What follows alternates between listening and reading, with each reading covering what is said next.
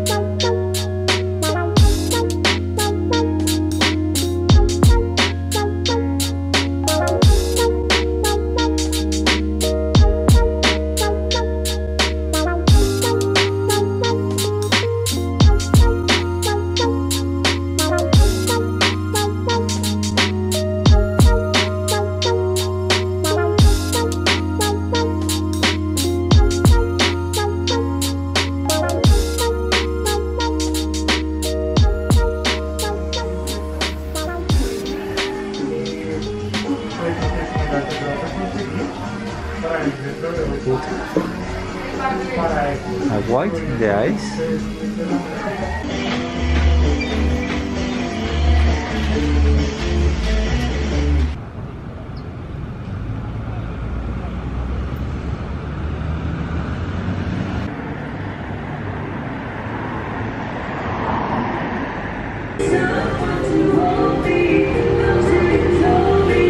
Je viens de sortir du salon de tatouage, ça y est, la Colombie est ancrée en moi.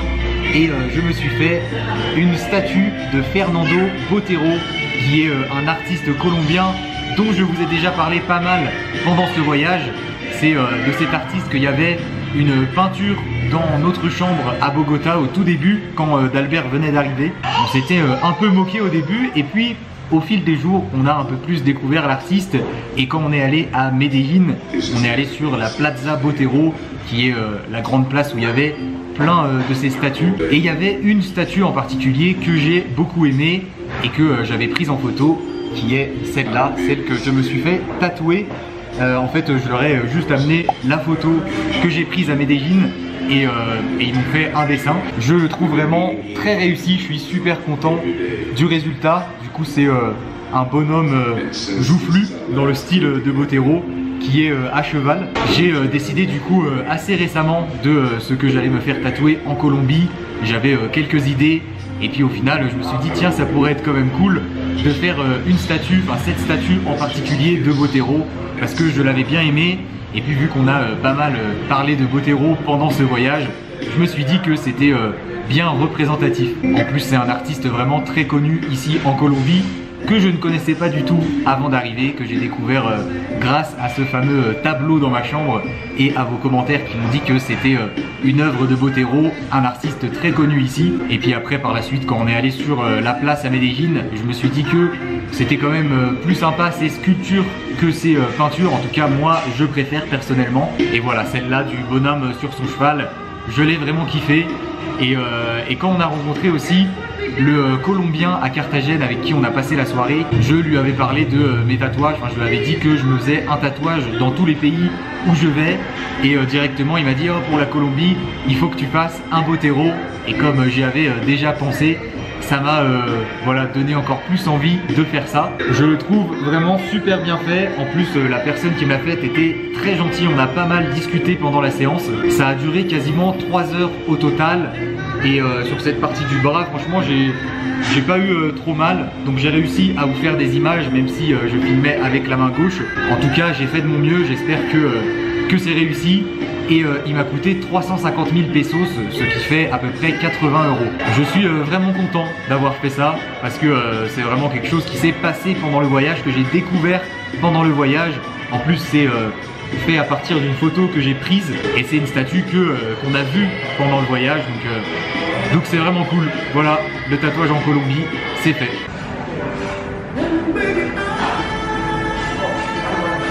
Et du coup là je suis dans un restaurant qui est pas très loin du salon de tatouage. En passant devant j'ai vu qu'il faisait des burgers qui avaient l'air très sympas. C'est donc ce que j'ai pris, un cheeseburger qui coûte 20 000 pesos avec les frites et la boisson, ça fait à peu près 5 €. Il est déjà plus de 14 h et j'ai toujours pas mangé. En plus la séance tatouage ça m'a bien creusé. J'ai super faim, bon appétit.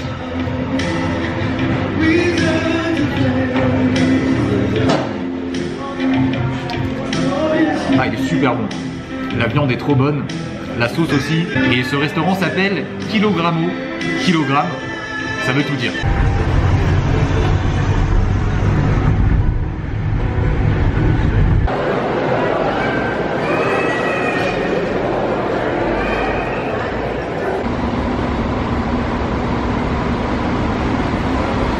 Après avoir mangé, j'ai pris un taxi pour rejoindre le terminal de bus de Bogota.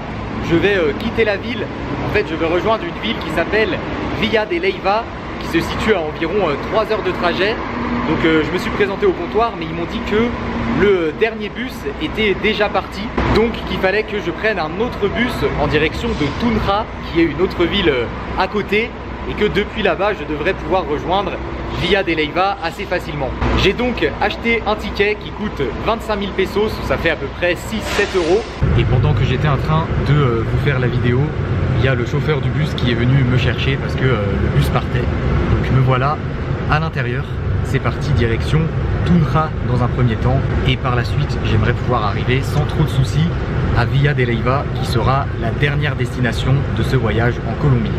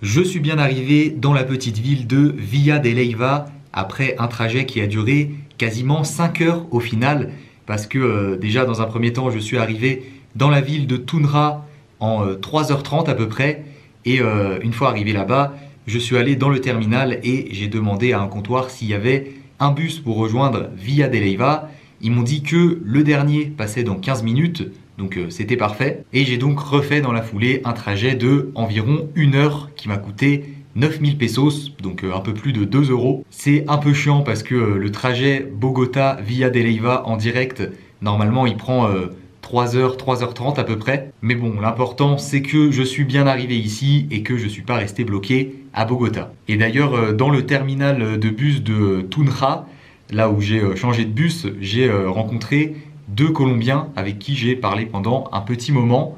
Et même le chauffeur de taxi qui m'a emmené au terminal de Bogota, j'ai pas mal discuté avec lui. Je trouve que j'ai plutôt bien amélioré mon niveau d'espagnol sur ce voyage. Donc je suis très content à ce niveau. Je suis beaucoup plus à l'aise par rapport au début du voyage, même si j'ai toujours pas un niveau incroyable. Je demande souvent de répéter et j'utilise pas forcément les bons termes, mais j'arrive beaucoup mieux à me faire comprendre et à comprendre les gens. Je sens vraiment une grosse différence comparé au début du voyage où je galérais vraiment. Là, je suis vraiment beaucoup plus à l'aise. Et du coup, directement en arrivant, j'ai rejoint le logement que j'ai réservé ici, qui est une chambre juste à côté du centre-ville que je paye 17 euros par nuit. La chambre est vraiment pas mal, j'ai un lit double par ici et une salle de bain privative avec les toilettes et la douche juste là.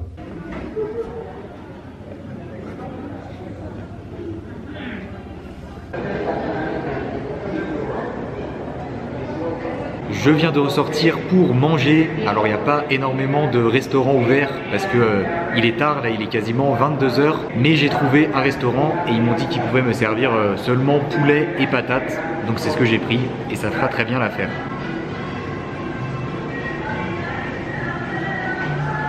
Ça passe nickel.